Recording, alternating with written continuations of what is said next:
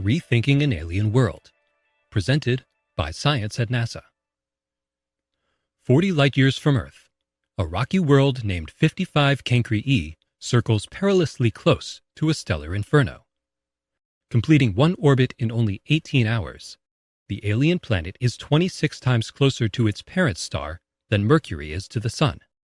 If Earth were in the same position, the soil beneath our feet would heat up to about 3,200 degrees Fahrenheit. Researchers have long thought that 55 Cancri E must be a wasteland of parched rock. Now they're thinking again. New observations by NASA's Spitzer Space Telescope suggest that 55 Cancri E may be wetter and weirder than anyone imagined. Spitzer recently measured the extraordinarily small amount of light 55 Cancri E blocks when it crosses in front of its star. These transits occur every 18 hours, giving researchers repeated opportunities to gather the data they need to estimate the width, volume, and density of the planet. According to the new observations, 55 Cancri E has a mass 7.8 times and a radius just over twice that of Earth.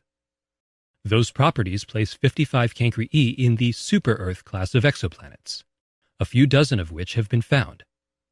Only a handful of known super-Earths, however, cross the face of their stars as viewed from our vantage point in the cosmos, so 55 Cancri E is better understood than most.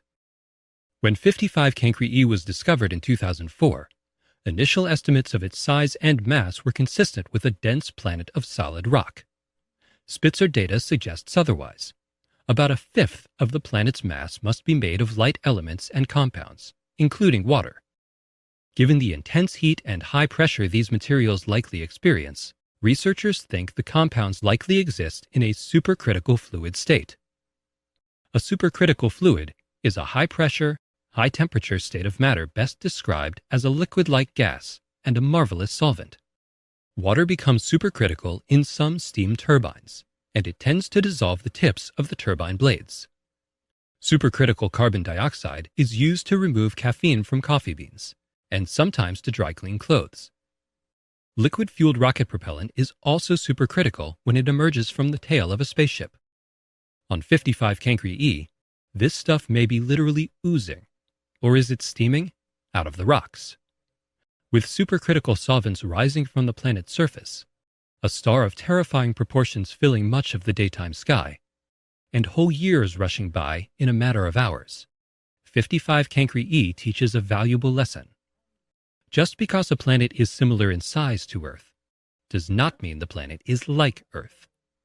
It's something to rethink about. For more weird news about alien worlds, visit science.nasa.gov.